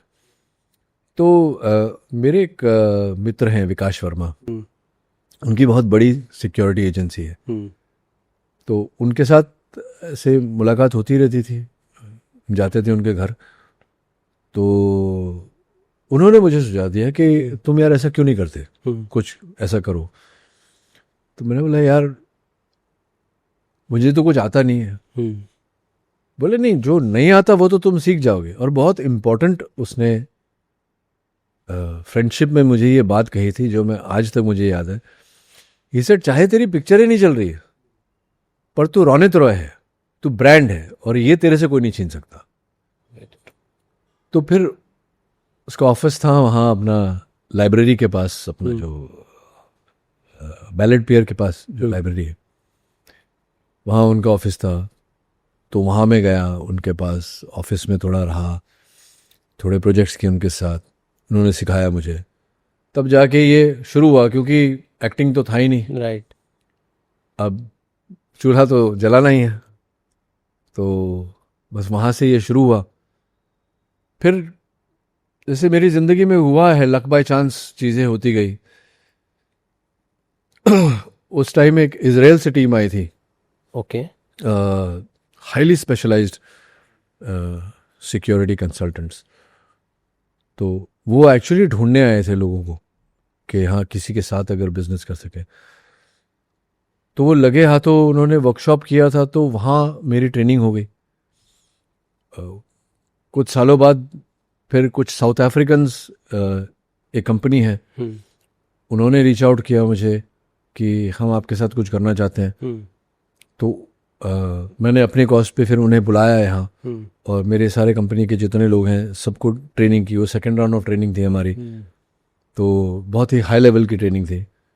तो ऐसे वो धीरे धीरे धीरे फिर वो बनता गया। हाँ सर, क्योंकि आप जिस प्रोफेशन में है, मतलब जिस तरह की सिक्योरिटी आप प्रोवाइड करा रहे हैं, वो बहुत ही वल्नरेबल है कि लाइक कि वहाँ पे आर्टिस्ट है जिसकी रक्षा करनी है, सुरक्षा करनी है, और उसकी फ़ैन फॉलोइंग है तो उसको आपकी सिक्योरिटी को समझना है कि कौन भीड़ है, कौन डेंजरस है, कौन। तो वो सारा जो माइंडसेट पूरा है, वो किस तरह से तैयार किया गया था? वो पहले तो मैं खुद फील्ड पे रहता था। ओके। तो मेरी पहली टीम जो थी उसमें कुछ 12 लड़के थे, तो वो 12 लड़कों को मैंने पर्सनली सिखाया। वो 12 लोगों के अपने टीम्स हैं। ओके। हाँ, तो ये आपके साथ ही है? नहीं, वो जिन स्टार्स के साथ थे उनके स्टार्स उन्हीं के साथ हैं। ओके। पर मैंने दहेज में दे दिया उनको। अब Okay, या दहेज में ले गए वो, समझ गया। ठीक हाँ, है। तो कोई बात नहीं, उससे कोई फर्क नहीं। हाँ, काम ठीक होना चाहिए, वो उससे वो तो छोटी छोटी बातें हैं। तो पर वो ये आपने बहुत अच्छी बात कही कि हिंदुस्तान में सिक्योरिटी मतलब ऐसे काला टी शर्ट पहन के थोड़े ऐसे बड़े ऐसे, हाँ, एक बॉडी लेके बस खड़े हो जाना ही। वो सिक्योरिटी राइट। माइंड की बात होती है, इंटेलिजेंस की बात होती है। Security is not about muscle. तो ये ट्रेनिंग दी है लोगों को। तो अभी भी मेरे पास कुछ हैं बच्चे जो ट्रेंड हैं, और मैं अभी ज़्यादा काम करता नहीं हूँ। मैं सिर्फ उन लोगों को सिक्योर करता हूँ जो हाई रिस्क पे होते हैं। बाकी जो छोटे मोटे वो जिंदगी में छोटी छोटी बातें छोड़ दी मैंने, ऐसे बड़े बड़े काम करता हूँ। सर मैं ये जिक्र करना चाहूँगा क्योंकि सैफ पर जब अटैक होता है और उसके बाद जब वो आते हैं और उसके बाद आप उनके साथ उनकी प्रेमाइसिस पे विज़िट करते हैं, वो देखते हैं तो समझ में आता है कि इम्पोर्टेंस कितनी है सिक्योरिटी की। आप वहाँ गए थे, क्या आपने नोटिस किया, क्या बातें अगर कुछ आप बता सके तो? ये ऐसी कुछ ऑब्वियसली अभी जो जो कुछ भी हुआ वो तो पब्लिक रिकॉर्ड्स पे है। शौक मुझे इस बात का था कि जब बेबो से मेरी बात हुई और मैं गया पहले सैफ हॉस्पिटल में था, तो मैंने रेकी किया पूरे घर का और कुछ सुझाव दिए जो बड़े नॉर्मल से सुझाव होते हैं जो नहीं थे वहाँ। ओके। तो अब वो क्यों नहीं थे उसकी कोई वजह नहीं है, लेकिन वो होने चाहिए, वो हर घर में होने चाहिए, हर- बेसिक्स होते हैं। ओके। तो मैंने वो बेसिक्स डाले। तो बेसिक भी मिसिंग थे वो वहाँ पर? मिसिंग नहीं कहूँगा, हाँ, ख्याल नहीं रखा गया। ख्याल नहीं रखा गया, ओके। ख्याल नहीं रखा गया था क्योंकि आप एक्सपेक्ट नहीं कर रहे हो, आप इस तरह का छल या इस तरह की एक्टिविटी एक्सपेक्ट नहीं कर रहे हो कि ऐसा भी कुछ हो सकता है। तो होता यही है कि ये होता तब है जब आप एक्सपेक्ट नहीं कर रहे हो, राइट। और उसी को सिक्योरिटी कहा जाता है। That's why intelligence is used in security कि भाई क्या क्या हो सकता है, वो सारे लूप होल्स को आप प्लग इन कर दो। और फिर वो सैफ घर आ रहा था वापस, तो मीडिया वगैरह बहुत, आपको तो पता ही है कितना, राइट। सब जगह भीड़ थी। तो बेबो जब हॉस्पिटल से घर वापस गई थी तो उनकी गाड़ी पे थोड़ा सा कुछ अटैक टाइप का हो गया था, तो वो डर गई थी। ओके, आफ्टर ये सैफ के बाद? हाँ हाँ, सैफ जब हॉस्पिटल में था। ओके। तो मीडिया की वजह से, ऑब्वियसली मीडिया है तो लोग भी घुस गए हैं और वो हिल गई थी गाड़ी थोड़ा। तो इसलिए उन्होंने मुझसे कहा कि सैफ को घर ले आओ, तो मैं उसको घर लाने गया था। तो एक बार वो घर आ गए, उसके बाद तो ऑलरेडी हमारी सिक्योरिटी प्लेस्ड ही थी वहाँ। पुलिस फोर्स का काफ़ी उनको सपोर्ट था, तो अभी ठीक है। अभी ठीक है। Okay sir. सर आपने आमिर को भी सिक्योरिटी दी थी टूवर्ड लगान के टाइम पर? हाँ। जब उन्हें थ्रेट आया था? हाँ, कहते हैं अंडरवर्ल्ड से शायद, आई गेस, थ्रेट था वो। उसके सारे अभी जो लड़के हैं उसके साथ में सब मेरे हैं। ओके। हाँ स्टिल। हाँ। तो क्या सर, क्या मैं वही समझना चाहता हूँ कि जब आप एक सेलिब्रिटी एयरपोर्ट से आता है तो आपके जो टीम होती है वो क्या ध्यान रखती है? अगर एक सेलिब्रिटी जिसको थ्रेट है, लाइक सलमान को थ्रेट है या आमिर को थ्रेट है, तो उस समय क्या आपके चीज़ों को ध्यान रखा जाता है? अगर आप कुछ बता पाए कि बेसिक की क्या चीज़ें होती है और क्या अवॉइड करना चाहिए, क्योंकि फैंस भी हमें सुनेंगे देखेंगे तो वो भी समझ पाए कि क्या ज़रूर, क्योंकि कई बार ऐसे वीडियोज़ आते हैं जहाँ बॉडीगार्ड धक्का मार रहे हैं या हटा रहे हैं तो लोग उसको कहते हैं कि ये बॉडीगार्ड है धक्का मार रहा है, लेकिन वो चीज़ें नहीं समझ पाते कि वो कितना वनरेबल है, कितनी सिक्योरिटी उसकी ज़रूरी है उन चीज़ों को। तो अगर आप बता पाए कुछ तो। कि ये जो आपने सवाल किया है ना, इसका जवाब देने के लिए मुझे किताब लिखनी पड़ेगी। पर सबसे पहले तो मैं ये कहूँगा कि धक्के तक बात आनी ही नहीं चाहिए। अगर धक्के तक बात आ गई मतलब आपकी सिक्योरिटी फेल हो गई है। ओह। धक्के तक बात आनी नहीं चाहिए। तो और ये जिन लोगों के साथ मैंने काम किया, जिन एक्टर्स के साथ में, जैसे कि आमिर, ये लोग बखूबी समझते हैं बात। तो वो एक आध हादसा जब होता है तब उन्हें समझ में आ जाती है कि अच्छा ये बंदा ये कह रहा था।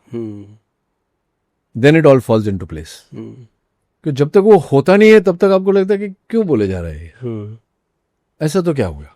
तो सेलिब्रिटीज का मैं हमेशा बोलता हूं कि 3 जोन होते हैं। एक ग्रीन जोन, ओके, एक होता है ऑरेंज जोन। ग्रीन जोन मतलब जहां एक कॉमन मैन अपने घर में बैठा है, कॉमन आदमी, नॉर्मल आदमी अपने घर में बैठा है, वो ग्रीन जोन में है। अब कोई भी अगर अपने घर से बाहर निकला,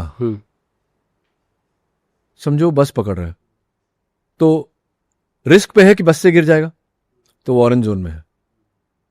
स्कूटर पे चल रहा है, उसको रिस्क है कि कोई गाड़ी उड़ा देगी उसको, तो वो ऑरेंज जोन में चल रहा है, तो उसका रिस्क ऑरेंज है। घर से बाहर निकला, उसका रिस्क। एक सेलिब्रिटी हमेशा रेड में होता है, उसका रेड सिर्फ फ्लक्चुएट करता है कि ब्राइट रेड है या लोअर रेड है। ओके वो घर में भी होता है तो ऑरेंज में होता है।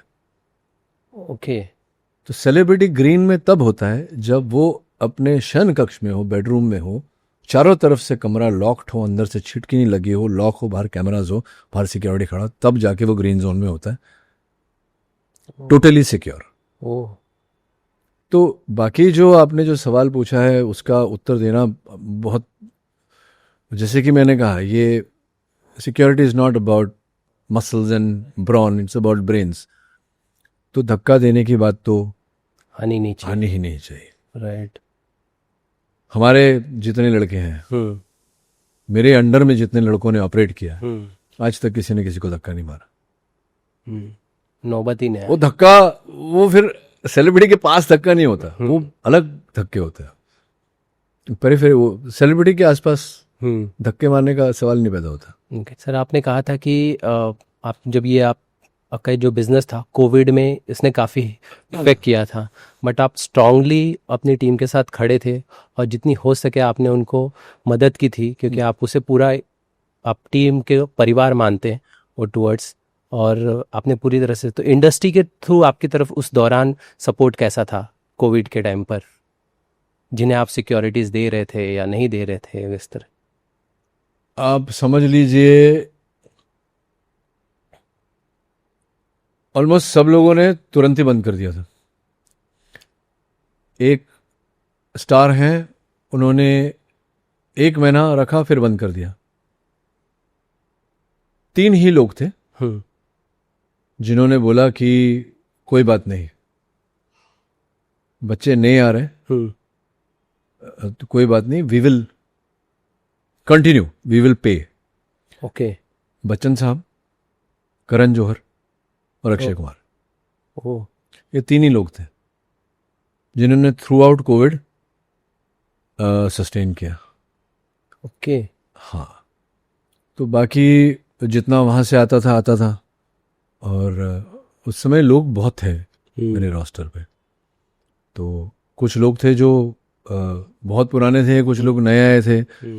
अब कोविड का तो किसी को पता नहीं था यार, तो अचानक हो गया, तो गलती तो किसी की थी नहीं उसमें। तो जिन्होंने बोला कि अब ये खत्म हो जाए उसके बाद फिर सोचेंगे सिक्योरिटी का, उनकी भी बात गलत नहीं है, क्योंकि समय ही ऐसा था, किसी को पता ही नहीं था कि कल क्या हो। लोग अवॉइड भी कर रहे थे। और मैं आभारी हूँ इन 3 लोगों का जिन्होंने बोला कोई बात नहीं, जो चल रहा है उसका चलने दो। वैसे तो कम से कम 100% से 30-35% बोझ तो उन्होंने ही ले लिया मेरा। बाकी जो बचा था वो फिर हमने किया। राइट। रखे हुए थे। मेरे गुरुजी ने बोला, कई बार बोलते मुझे कि बचाते क्यों हैं हम? बचाते इसलिए हैं ताकि ज़रूरत के समय पर वो काम आए। अब कोविड था ही ज़रूरत का समय, सबको ज़रूरत थी। राइट। तो ज़रूरत के समय में काम आ गया, तो फिर वो फिर से बना लेंगे। सर मैं थोड़ा समझना चाहता हूँ, क्योंकि आप अक्षय के साथ काम करते हैं, आपने उनके साथ काम किया हुआ है। जब भी वो हेल्प की बात आती है, चाहे देश की कहीं हो, जो उन्होंने 20 करोड़ तक का उन्होंने दिया था, डोनेट किया था, तो मुझे ये समझ में आता कि किस तरह का उनका माइंडसेट रहता है टुवर्ड्स, हालांकि उनको चीज़ों पे कई बार ट्रोल भी किया जाता है उनकी चीज़ बातों को लेके, बट ये जिस तरह से उनका माइंडसेट है, अगर आप उनको एक्सप्लेन कर सके कि कितने खड़े होते हैं। कमाल आदमी है, कमाल आदमी है अक्षय कुमार, कमाल आदमी है। मैं अक्षय को जानता हूँ, एक पिक्चर बहुत पहले हमने की थी, तब उस समय सैनिक की बात, 3-4 सैनिक भी की थी, और एक अभिमान एक पिक्चर थी जिसमें वो थे, मैं वो बनी नहीं, आधी बन के बंद हो गई। सिर्फ 2-3 पिक्चर में हम साथ में थे। तो उनके पास एक फिएट 118 एनी गाड़ी होती थी तभी। ओके। और लेस के पर्दे लगे हुए थे साइड में, बड़ी स्टार टाइप गाड़ी थी। और मड में हम शूटिंग करते थे। तो लोखंड वाला में एक जिम था, फर्स्ट या सेकंड क्रॉस रोड में एंड में जाके, तो वहाँ मैं उनके साथ जिम जाता था, वहाँ से हम लोग शूटिंग साथ में जाते थे। तो मैंने तब उनको देखा है, और अब हाल ही में उनके साथ काम किया है, बॉस भी किया उनके साथ, फिर बड़े मियाँ छोटे मियाँ भी किया। वो लोग ऐसा मानते हैं, जो कि सच है, कि वो बिजनेस एक्यूमेन उनमें कमाल का है, वो तो है ही, लेकिन वो बंदा बहुत कमाल का है। ओके। वो फिलहाल एक ऐसे इवॉल्व स्टेट में है ना, है ह्यूमन बीइंग, तो कहीं ना कहीं मैंने देखा कि एक दो चार बात का थोड़ी सी खलल है, तो वो बहुत इवॉल्व स्टेट में है। और वो जिस तरह से उनके स्टाफ के साथ वो व्यवहार करते हैं, है ना, इंसान की पहचान वही हो जाती है। वो कैसे जो नीचे जो होते हैं उनके साथ उनका व्यवहार कैसा है, वही बंदा समझ जाता है कि ये बंदा कैसा है। और वो he is an amazing person यार। ओके। मतलब उन्होंने पाजी ने ठंड पाई हुई है, ऐसा कह सकते हैं। क्या बात है सर। ठीक है सर, अगस्त्या की बात करते हैं। ये मुझे स्पेशली मेंशन किया गया है हाँ। कि मैं अगस्त्या के बारे में आपसे बात करूं। एज अ फादर आप अगस्त्या को देखते हैं, क्या कहना चाहेंगे? क्योंकि बॉलीवुड जो है कहीं ना कहीं चीज़ें है कि फादर का बेटा आता है। वो अगस्त्या के अगर रुझान की बात करें तो किस में इंटरेस्ट है, किस तरह से वर्क कर रहा है, कुछ अगर बता पाए तो। अब सीधी बात यह है, तीर की तरह सीधी, कि एक्टर का बच्चा है तो वो एक्टर ही बनना चाहेगा। मेरी बेटी यूएससी में पढ़ रही है, एलए में, इसलिए कम दिखती है, अभी भी और एक आध साल है उसके वहाँ। अगस्त्य यहाँ है इसलिए मेरे साथ घूमता रहता है यहाँ वहाँ। मैंने कभी बच्चों को नहीं बोला कि अरे ये बनो या वो बनो, या ये करो या ये सीखो या वो सीखो। मैंने उनको सिर्फ ये बोला है कि मेरे दो मेजर प्रोजेक्ट हैं लाइफ में, और वो तुम दोनों हो। अभी बाप की बात हो रही थी, तो एज अ फादर आप क्या कर सकते हो? आपने तो उनकी किस्मत लिखी नहीं है। राइट। एज अ फादर आपका कर्म ये है कि आप उनको उनकी डेस्टिनी तक पहुंचाने के लिए नर्चर करो, सपोर्ट करो। इतना ही कर सकता है। सही बात है। और क्या कर सकता है? सही है। और कुछ नहीं कर सकता। क्या इंटरेस्ट लेता है अगस्त्य, अगर थोड़ा बताएं सर। अगस्त्य है एकदम सॉलिड बंदा है एकदम। वो किसी, मतलब मैंने देखा है, नोटिस की ये बात कि अगर वो सोच लेना कि मुझे ये करना है, वो चाहे अपना वर्कआउट हो या डाइट हो या किसी भी चीज़ के पीछे अगर पड़ गया वो, तो फिर छोड़ता नहीं है। उसको कोई हिला नहीं सकते। कहीं डिनर पे चले गए, अरे एक चम्मच थोड़ा चॉकलेट खा ले, कुछ भी हो जाए नहीं खाएगा, कुछ भी हो जाए वो उतनी उसकी गिनती में, वो इस टाइप का बंदा है। और इसलिए नहीं कह रहा क्योंकि मेरा बेटा है, पर मुझे जितना मैं जानता हूं उसको, वो गलत सदी में भी नहीं, गलत युग में पैदा हुआ है। गलत युग में? गलत युग में पैदा हुआ। कैसे सर बताए? वो इतना भोला है, इतना इनोसेंट है, उसको सतयुग वतयुग में पैदा होना चाहिए। वो एकदम फुल गलत युग में पैदा हुआ है। और अभी धीरे धीरे जैसे बड़ा हो रहा है तो नहीं बहकता, थोड़ा को पूछ लेता है मुझे, पर उसके लिए वो कहीं ना कहीं वो मेरे वाले जेनेटिक्स उसमें आए हैं कि भाई जो दिख रहा है वो है। हाँ, मेरा भी बचपन से ऐसा रहा है कि मैं क्यों शक करूं, क्योंकि मुझे तो लाल ही दिख रहा है, तो तुमने लाल के पीछे काला छुपाया हुआ, अभी मुझे कैसे पता ना। जब तक वो खुलेगा नहीं तब तक मैं कैसे डाउट करूं? फिर वो जजमेंटल वाली बात आ जाती है कि मैं कैसे, तो मैं नहीं करता, मैं सबको ढील देता हूँ कि चलो। बट सजेशन वगैरह कुछ लेकर, काम को लेकर? नहीं, उल्टा है। अच्छा, उल्टा है, मैं उससे सजेशन लेता हूँ। अच्छा, आप कि क्या करना चाहिए बताओ। तो काम का अभी तो बहुत छोटा है ना, अभी बहुत छोटा है, तो अभी हमारी इंटरेस्ट सेम है। अभी हम लोग प्लान बना रहे हैं थाईलैंड जाने का। थाईलैंड में एक स्कूल है, मुआय थाई स्कूल, तो वहाँ हर 6 महीने में 1 महीना हम जाएंगे वहाँ। पहले उसको फाइटिंग, मुझे भी इंटरेस्ट है फाइट्स में, मैं भी ट्रेंड हूँ, मैं सोच रहा हूँ वो भी थोड़ी बहुत उसने ट्रेनिंग ली है यहाँ, तो यहाँ जो है वो वही स्कूल के हैं, वहाँ से मास्टर बन के आए, तो थोड़ा वहाँ जाएंगे फिर यहाँ करेंगे। मैं चाहता हूँ कि वो जो एक इनोसेंस उसकी बरकरार है, लेकिन इनोसेंस को रखते हुए एक फाइटर की जो मेंटालिटी होती है ना, फिर जीवन में कितना बनाया कितना गंवाया वो हिसाब बाद में। राइट। बेसिकली एक फाइटर की एक मेंटालिटी होती है, वो मेंटालिटी फाइट करने से ही आती है। आप किताब से पढ़कर वो मेंटालिटी सीख नहीं सकते, आपको जूझना पड़ता है तब वो मेंटालिटी डेवलप होती है। तो एक बार उसकी वो मेंटालिटी फाइटर वाली डेवलप हो जाए, फिर जाएगा पढ़ेगा, थोड़ा असिस्ट करेगा, बात चल रही है तो असिस्ट करेगा, सीखेगा इंडस्ट्री के बारे में। जब आपकी आंख भर आई थी जब आप उस ठेले वाले की, जो ढाबे वाले की बात बता रहे थे, वो ढाबे का नाम है नेशनल ढाबा। ओके। वो बिल्कुल बैंडर स्टेशन से थोड़ा एक 50 मीटर की दूरी पर है। अब जाना हो पाता है वहाँ? मैं गया था बीच में कुछ समय पहले, लेकिन जाहिर सी बात है कि वहाँ बैठ के आप नहीं खा सकते हो। मैं बंदे को ढूंढने गया था, ओके। तो वो था नहीं वहाँ, उसका कोई अता पता भी नहीं मिला। तो पर वही बात है यार, ऐसी ये जो बातें हैं ना, जैसे आप पूछ रहे थे ना अभी, ऐसी अनगिनत बातें हैं कि स्ट्रेंजर जो है कोई लेना देना नहीं,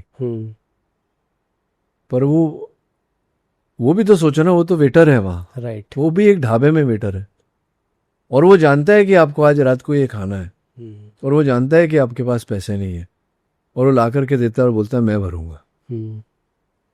that's amazing sir. Sir thank you so much इतनी सारी बातें करने के लिए और दिल से बातें करने के लिए।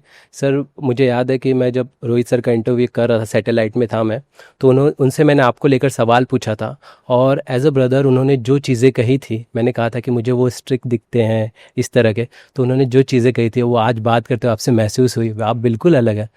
और सर आपकी फैमिली और आपके जो आसपास के लोग हैं सचमुच सर कमाल के हैं। जो थैंक यू जय माता दी। जय माता दी sir. Thank you so much sir. Thank you.